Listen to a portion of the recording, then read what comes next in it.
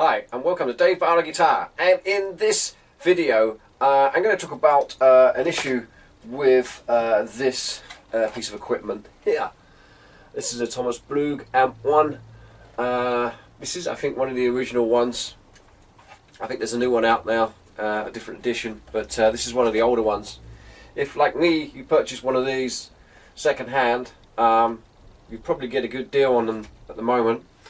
But some people have had issues with the mini potentiometers, which you can see there. Now, there's two ways you can go on this. Basically, general rule of thumb, right, is that don't strip the engine down till you check that there's petrol in the tank, right?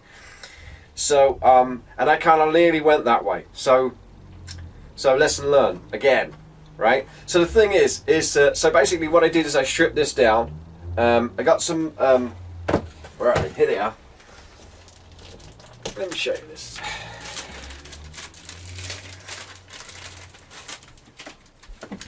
These are mini potentiometers. They're really small. They look big right now, right? But they are like tiny. They are really tiny. And we're talking, you know, if you're going to replace these, we're talking about nearly, you know, micro soldering. You know, you'll need a magnifying glass and all sorts to do it. But anyway, obviously what you could do is you could send this back and get it done, or send it to somebody to get it fixed. But there's an easier way. There is an easier way. So before I tell you that, I'm going to show you the guts of this thing, so you can see, one, how to take it apart, and number two, you know, what it looks like inside. And then I'll come back and I'll show you the really quick fix in order to fix these potentiometers. At the moment, the fix I made on them has lasted, you know, quite a few gigs now, so I'm pretty happy about it. But again, let me tell you how I fixed it quickly and easily without spending hardly any money or any downtime. Okay, so here is my rig. This is a Thomas Blug Amp 1. This is a Thomas Blug Blue Guitar Amp 1. This is a Blue Guitar Remote 1. It's just an M5 stomp box. Run the 4 cable method. Nothing weird going on here, just pretty standard setup really. I got no external effects units other than the M5 and the wah-wah pedal.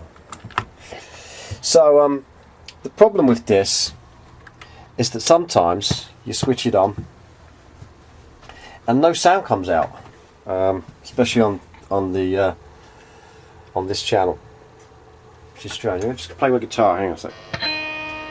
So you hear that we got a bit of sound this time, and then just here you'll see these little rotary knobs. Now, just by touching that, the sound goes off, and it goes all, I don't know what happens to it, but if you move them around you can just hear. Let's see that. Oh, the sound's gone. Anyway, yeah, the sound goes and it comes back every now and then.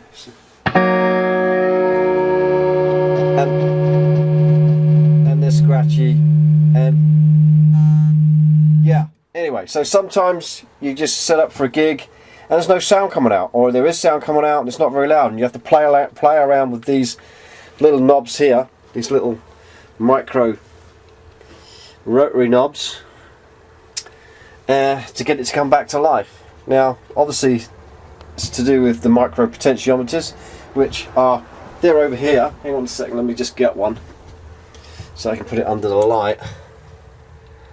There it is. I mean, basically that's what's controlling it. The problem is when something goes wrong with that, this stops working or stops messing around or making noises. So you can just send it back and they'll replace them for you, generally free of charge, which is great. But then the thing is, if this is your rig, this is your gigging rig, then you want it at a gig, not in their workshop. The interesting thing is if you look at this, when I got this, I kind of set them the way I like the sound, and that's it. I haven't touched them. There's no liquid falling into this. There's no it hasn't been dropped, hasn't been thrown, nothing. It's just seems to be general kind of wear and tear for some reason. But if you're not moving the knobs round from left to right, how can they just get like this? I don't know. I have no idea.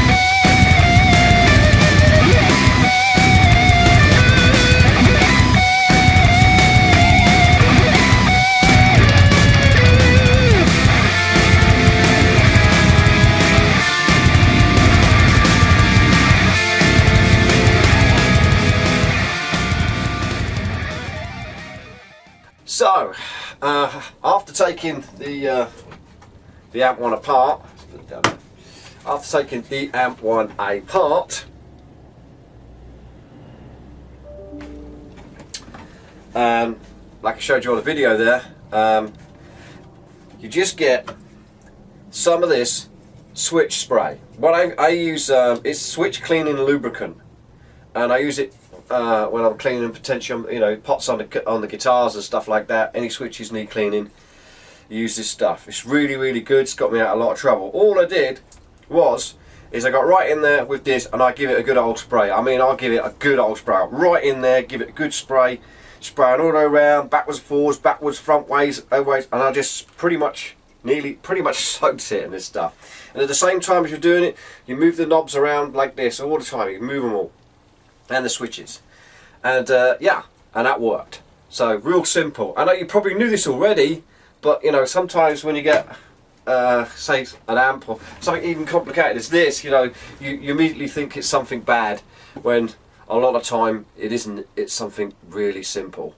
So anyway, with that, I hope that's given you lots of insight. If you've got one of these, before you go, subscribe. If you want to, you know, get more tips and, you know, information, you know, about equipment like this, I got lots more of this stuff coming. Guitars, amps, you name it. Click on the subscribe button below. Don't forget to click the bell, because just because you click on the subscribe button doesn't really mean a lot in YouTube these days. You need to click on the bell button. So you get like an email when I get a new video out. You never know, it might be something you need to know. I'll catch you later.